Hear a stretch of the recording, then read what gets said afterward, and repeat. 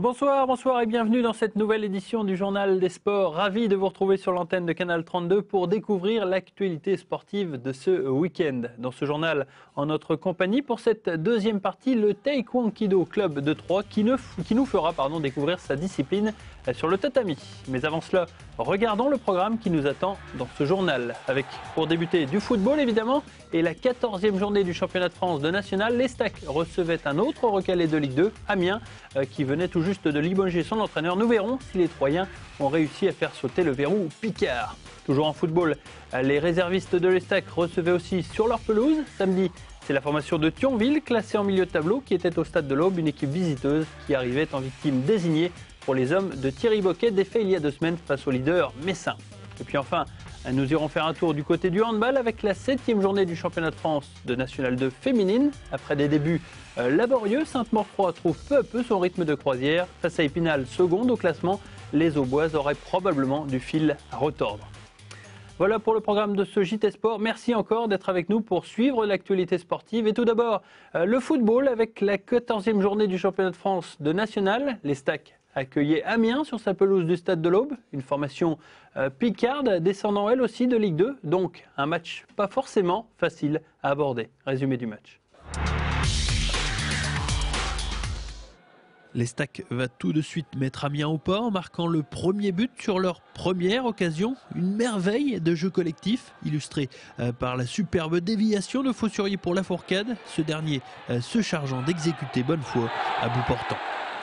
Et cela aurait pu être bien pire pour les Amiénois, pris à la gorge par une formation troyenne saignante qui quelques instants plus tard est bien proche d'ajouter un second but par Faussurier. Les visiteurs sont au bord du gouffre, ils concèdent plusieurs occasions très nettes et ne s'en sortent que par le brio de leur gardien, Bonnefoy. Il y a beaucoup de choses à régler offensivement, on a eu pas mal d'occasions. Heureusement qu'on n'a pas eu trop d'occasions parce que ça aurait été beaucoup plus difficile en fin de match. À vrai dire, ils n'en auront qu'une dans cette rencontre, une frappe de Marty déviée par Marester mais bien arrêtée par Westberg. Les Troyens auront l'occasion de plier la rencontre plusieurs fois en seconde période, mais la maladresse des joueurs locaux empêchera une fin de match tranquille. L'Estac empoche tout de même les 3 points de la victoire et signe une 8e victoire d'affilée. Quand on a 32-35 points en 14 matchs et qu'on se crée autant d'occasions, je sais qu'ils peuvent les marquer, mais il y a des jours comme ça, on a des jours sans qu'on gagne, on gagne et bon, voilà. Il n'y a pas grand chose à dire, sinon c'est bien parce que ça nous laisse en alerte et ça nous donne un axe de travail. Toujours leader, l'Estac peut désormais se consacrer à son prochain objectif, la Coupe de France avec la réception de Reims dimanche prochain. Une formation amiénoise qui a aussitôt, après la fin du match, officialisé la nomination d'un ancien coach de l'Estac, Ludovic Batelli, au poste d'entraîneur d'Amiens. Il s'agit d'un retour aux sources pour Ludovic Batelli, puisque l'ancien gardien de but de Lens avait déjà été coach de l'équipe picarde. Allez, on regarde justement les résultats de cette journée de nationale, cette 14e journée nationale, pour faire le point un petit peu, pour voir que, évidemment, vous l'avez vu il y a quelques instants, l'Estac a donc battu Amiens 1-0, Évian dans le même temps a battu Rodez 1-0, Reims a aussi battu sur sa pelouse le Paris FC 2-1, et Créteil a été tenu en échec sur sa pelouse par Fréjus Saint-Raphaël, 1 but partout. Au classement, l'Estac est toujours en tête avec 3 points d'avance sur Évian. Le trou est fait maintenant avec Créteil et notamment Reims en 4e position. Moulins et Louhans-Cuiseaux ferment la marche. Pour rester dans l'actualité de l'Estac maintenant, revenons sur les récentes signatures des joueurs pros qui sont intervenus ces dernières semaines. Parmi elles, celle de Sega Keita, jeune joueur de 17 ans, qui a récemment éclaté aux yeux des dirigeants. Le jeune Troyen est maintenant un joueur à part, le jeune Troyen est maintenant un joueur à part entière de l'effectif Aubois. Découvrons-le un peu plus avec ce portrait. Le 29 mai dernier, Sega Keita faisait son entrée dans le monde professionnel en remplaçant Beauvu lors de l'ultime match de Ligue 2 entre Bastia et l'Estac. Un bon et un mauvais souvenir pour Sega puisque l'attaquant troyen effectuait une passe décisive lors d'une rencontre qui scellait la descente du club troyen en national. C'est vrai que j'avais fait une passe D, j'étais content, mais en même temps il y avait la descente, donc ça m'a un peu touché. Mais on m'a dit que c'était bien ce que j'avais fait, donc j'étais un peu content de moi, mais avec la descente, c'est vrai que c'était un peu un goût amer, bizarre, mais il n'y a pas eu de soucis après. Une ascension progressive est donc une récompense pour le jeune garçon de la cité des Ulysses dans l'Essonne qui a vu notamment Thierry Henry et Patrice Evra éclore. Des exemples. Quand je les ai vus, ouais, ça m'a donné tout de suite envie, vu qu'en plus Thierry Henry vient du même quartier que moi. Donc là-bas, c'est l'enfant du club, c'est l'idole et tout le monde avait envie de réussir comme lui.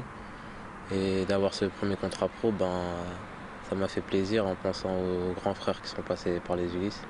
Sega a ensuite fait son arrivée lors de la saison 2006-2007 au centre de formation troyen sous les ordres alors de Didier Christophe. Il a lentement gravi les échelons avant d'arriver à intégrer le groupe pro cette saison et à disputer quelques bouts de match. Suffisant pour que le sélectionneur de l'équipe de France des 18 ans, Philippe Bergerot, le repère et le convoque pour 2 matchs amicaux face au Danemark les 25 et 29 octobre. Patrick Remy tient toutefois à calmer les ardeurs. Il y a encore beaucoup de travail d'après lui. Non, il a beaucoup de travail à faire. Il est aujourd'hui, c'est un garçon qui a une qualité, c'est de la vitesse. Il a le sens des déplacements. Maintenant, il y a beaucoup de choses, encore une fois, dans les sensibilités des centres, dans tous les domaines, il doit travailler. Moi, ça serait trop beau. Riche mois d'octobre donc pour l'attaquant au bois, puisqu'il a récemment paraphé son premier contrat pro à l'âge de 17 ans. Un moyen pour les Stacks de garder sa perle, car Sega était apparemment convoité par le Milan AC et l'Inter de Milan. C'est flatteur, mais de toute façon, j'avais pas l'intention d'aller dans ces clubs-là. Je suis trop jeune et on en voit beaucoup qui échouent partir à 17 ans, 18 ans. Je préfère finir ma formation dans un club comme les Stacks qui donne sa chance. Et puis après on verra si ça marche bien pour moi, pourquoi pas voir ailleurs. Mais pour l'instant je suis bien ici. Pas encore de titularisation pour le jeune Troyen qui a toutefois déjà offert une passe décisive pour Acouzard contre Guignon. Mais ce n'est qu'un début. Toujours dans le football, parlons maintenant du championnat de France de CFA2 avec l'Estac B qui recevait l'équipe de Thionville samedi au stade de la Digue. Il s'agissait pour les réservistes troyens de réagir après une deuxième défaite dans cet exercice face au SMS il y a 2 semaines. Réaction était donc attendue face à Thionville. Tout avait très bien commencé pour Thionville qui ouvre le score au bout de seulement 6 minutes. L'Estac B doute déjà. Je pensais que c'était un peu mal parti, pourtant on avait eu la première occasion. Après on a pris un but, c'est vrai qu'ils nous pressaient pas mal et ils ont réussi à marquer un but.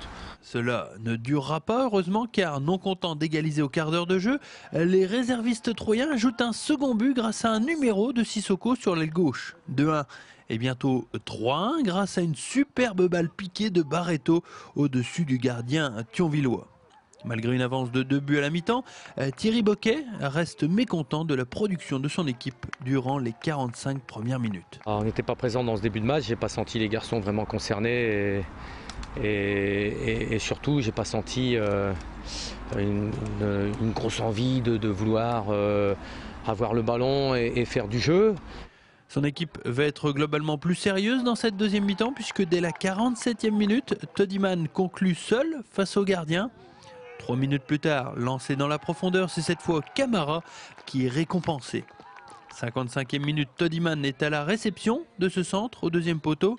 L'orgie de but trouvera sa conclusion à la 72e minute avec de nouveau Camara pour un triplé, 7-1. L'Estac B se rassure. C'était l'essentiel, c'était important justement de pas justement encore encaisser un second but qui aurait pu les relancer. Donc on a su faire le travail, on n'a pas été vraiment inquiété défensivement et c'est l'essentiel. On retiendra la victoire aujourd'hui et on verra pour la manière une prochaine fois. 2 semaines après le revers concédé face au leader messin, l'Estac B semble avoir digéré cette défaite. Les Thionvillois en ont fait les frais. Excellent résultat donc pour les hommes de Thierry Boquet. On regarde les autres résultats pour voir que notamment Belfort a battu le FC Metz 2-0 dans le duel au sommet. On voit aussi que Vauban-Strasbourg a fait match nul avec Pontarlier. Au classement, cela donne toujours le FC Metz, la réserve du FC Metz toujours en tête avec 4 points d'avance sur Belfort. L'Estac se rapproche avec 24 points. Saint-Dié est toujours à la lanterne rouge avec 14 points. Des résultats donc effectués par Cécile Rich. Tournons maintenant une page handball à présent avec la 6e journée du championnat de France de National 2 de handball. Les féminines de Sainte-Maure 3 accueillaient les promus d'Épinal au gymnase de l'agriculture samedi soir. Défaite Interdite pour les Morasso-Troyennes face à une équipe, certes promue, mais taillée pour la montée, car avant ce match, les Spinaliennes occupaient quand même le second rang. Résumé du match. Cette rencontre aurait dû être une simple routine pour les joueuses de Frédéric Chebel. Il est vrai qu'avec plus de 7 buts d'avance à la mi-temps, 17-10, Sainte-Maure 3 semblait filer vers un succès acquis facilement, d'autant qu'Épinal n'avait rien montré. Au retour des vestiaires, les Auboises continuent de surfer sur la vague de la réussite en menant 21-13 à 20 minutes de la fin. Mais voilà, c'est à ce moment que la belle mécanique se grippe. En moins de 9 minutes, les Spinaliennes passent un 7-0 aux Morasso-Troyennes complètement à la rue. Nombreuses pertes de balles, choix de jeu hasardeux, Julie Tabette est l'exemple même de cette déconfiture. La numéro 10 locale est dans le dur comme ses coéquipières. Moi je lui ai rien demandé, si elle se grille, c'est de sa propre initiative. Maintenant peut-être qu'on est aussi en carence de remplaçantes, et donc un petit peu on grille un peu de jeu. Mais à un moment donné, on n'a qu'à faire circuler la balle et puis à tour de rôle que chacune prenne ses responsabilités. Maintenant si elle s'est grillée toute seule. Vous l'avez vu comme moi, elle a joué toute seule à un moment donné. Elle perd les balles, bah forcément, hein. Répétition, 1, 2, 3, 4, 5, 6, 7 fois. Bon bah voilà, c'est fini. Les partenaires de Karine Forest sortent du gouffre à la 48e minute en marquant enfin par Canouté. Mais cela ne s'arrête pas, les visiteuses se rapprochent à un but à 5 minutes de la fin. Elles égalisent même à 2 minutes du terme, 24-24, avant que Forêt ne fasse repasser son équipe devant, 25-24. À 50 secondes de la fin, Épinal a la balle de l'égalisation, mais Julie Collin, la gardienne auboise, réussit l'arrêt décisif. J'ai pensé, faut pas le prendre, hein, et en plus ma défense elle est complètement bien placée, j'ai 3 joueuses face à la fille, donc forcément il n'y avait pas d'espace. Le tir d'ailleurs il est ralenti, donc moi j'ai juste à le récupérer derrière. Après j'entends Fred qui dit faut pas jeter, faut pas jeter. Bon, bah, on calme et puis voilà. Canouté clôt ensuite le succès de Sainte-Maure 3, 26-24, mais que ce fut dur, l'entraîneur Morasso-Troyen est furieux. Je pense qu'on aime bien souffrir, je sais pas, elles sont peut-être... Comme on dit le terme, elles sont maso, je pense. Je sais pas. Je vais finir par le croire, quoi. Ou bien je pense qu'elles veulent ma peau sur le banc. Je pense qu'on veut que je fasse une crise cardiaque. Encore beaucoup de travail pour l'équipe de Fred Chebel qui n'a sûrement pas fini de se faire du mauvais sang tant que les blessés ne seront pas de retour. Voilà, un petit peu énervé notre ami Fred Chebel. Allez, les résultats et classements de ce championnat de National 2 pour faire un petit peu le point donc sur le classement de Sainte-Maure 3 avec le résultat notamment du leader Montargis qui a battu Yutz 33-26. Cela donne au classement donc toujours en tête Montargis avec 3 points d'avance sur Sainte-Maure 3 qui a remonté en seconde position. Yutz et Chevigny-Saint-Sauveur se battent pour ne pas descendre. En National 3 pour voir que l'Étac continue sa série de victoires avec une victoire donc chez le voisin ardennais Bonny 40-29. Dans le même temps, Sarrebourg a gagné face à Plopsheim 35-28, ce qui fait qu'au classement, l'Étac est toujours en tête avec 1 point d'avance sur Sarrebourg et 2 sur Florange. Le duel dans 2 semaines entre l'Étac et Sarrebourg vaudra très très cher. En basket maintenant, en National 2, Sainte-Savine s'est incliné de nouveau en terre parisienne face à Aubervilliers 52-40. Dans le même temps, Ouascal bat Franconville 82-79 et Gespolsheim bat Chenov 95-60 assez facilement. Au classement, cela donne Ouascal toujours en tête avec 2 points d'avance sur Gespolsheim et Aubervilliers. Sainte-Savine est en 10e position avec 10 points. C'est Metz qui est lanterne rouge avec 8 petits points. Enfin, pour terminer cette lanterne de résultats, Saint-André est en tête, j'allais dire, a gagné son match de derby face à Cormontreuil 59-53. Dans le même temps, Saint-Denis a battu Bourbourg 82-80 et Grande-Sainte est allé gagner à Ouascal 85-78 au classement. Grande-Sainte est toujours en tête à égalité avec le club francilien de Saint-Denis, 11 points. Saint-André s'installe durablement en 3e place avec 10 points.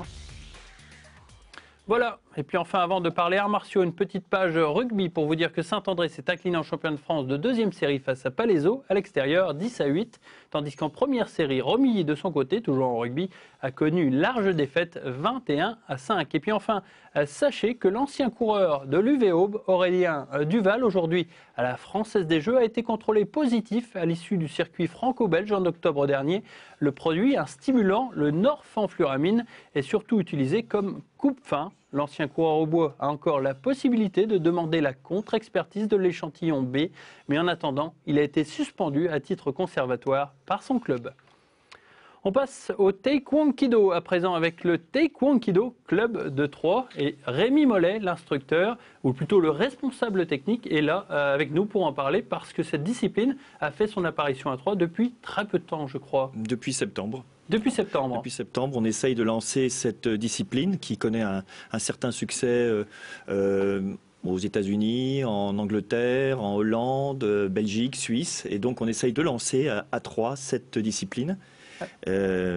C'est à la base mon maître vietnamien qui était le patron technique du taekwondo dans les années 80, qui avait été un karatéka de renom, qui a créé cette discipline. Et qui est donc plus ou moins parrain du taekwondo, voilà, donc d'origine coréenne. Voilà, c'est notre expert référent. Et en fait, c'est la raison pour laquelle tous les commandements se donnent en coréen. Il y a pas mal de choses qui viennent des arts martiaux coréens. Voilà. Alors qu'est-ce qui différencie finalement du taekwondo ? C'est-à-dire que ce maître à un moment a renoncé à l'enseignement traditionnel en disant il faut trouver une autre méthode plus adaptée au corps humain. Et ce qui s'est passé, c'est que ensuite, pendant 15 ans pratiquement, il a arrêté d'enseigner. Donc chaque élève, dont j'étais, a un peu nourri de son expérience, notamment au niveau de l'autodéfense, le taekwondo. Et ça a donné cette synthèse qui est axée sur l'autodéfense et qui me paraît assez appropriée. C'est un petit peu dans l'air du temps. C'est un peu une découverte à Troyes parce qu'ici on ne connaissait pas trop ça. Bien sûr, il y avait des clubs de taekwondo, mais le taekwondo c'est une découverte pour les Aubois. Oui, tout à fait. Je crois que c'est le premier club dans l'Aube. Oui. Vous avez senti qu'il y avait un réel attrait envers les premiers, justement, comment on peut dire, des premiers pratiquants ? Les premiers pratiquants, oui. Déjà, lorsqu'on a fait le forum des associations, la démonstration, on a vu que les gens répondaient présents à l'appel, trouvaient que c'était assez spectaculaire. En fait, l'avantage, c'est que c'est à la fois un art martial traditionnel, avec des techniques assez anciennes, et en même temps un axe autodéfense qui est assez moderne. J'ai l'impression que c'est un petit peu moins violent que le taekwondo. Il n'y a pas de système de compétition comme en taekwondo. Par contre, il y a un système de compétition technique et un système aussi de combat, mais avec des balayages, des clés. C'est-à-dire qu'il y a des percussions, mais il y a aussi des contrôles articulaires, des clés, des projections. Donc c'est relativement complet. C'est pas simplement une frappe. Ouais, donc il y a une partie chorégraphique, on peut le dire. Disons contrôle de l'adversaire. Contrôle de l'adversaire, de neutralisation sans lui faire trop de mal. D'accord. Je vous propose de nous faire quelques petites démonstrations, Rémi Mollet. En attendant, je vais poser quelques questions à Noël Mollet, qui est donc la femme de Rémi Mollet. Et vous êtes aussi l'instructrice du Taekwondo Club de Troyes. Oui, j'aide mon mari, mais c'est surtout lui qui dirige. Et donc, comme il habitait Troyes et il a encore sa famille sur Troyes, il s'est dit, tiens, puisqu'on a des amis troyens qui nous demandent de venir, on va lancer l'aventure. Ouais. Et c'est vrai que cet art martial-là est très très intéressant pour les filles aussi.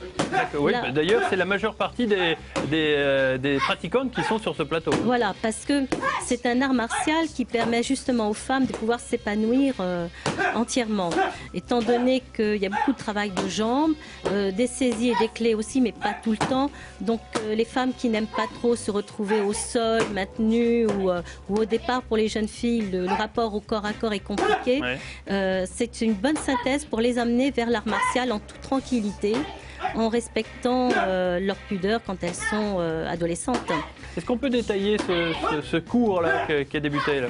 Alors là, vous avez pu voir du travail à la raquette. C'est une cible mouvante qui permet de travailler tout ce qui est travail dynamique, ainsi que tous leurs enchaînements de coups de pied qu'ils connaissent. Et ça, c'est une bonne préparation pour les combats. D'accord.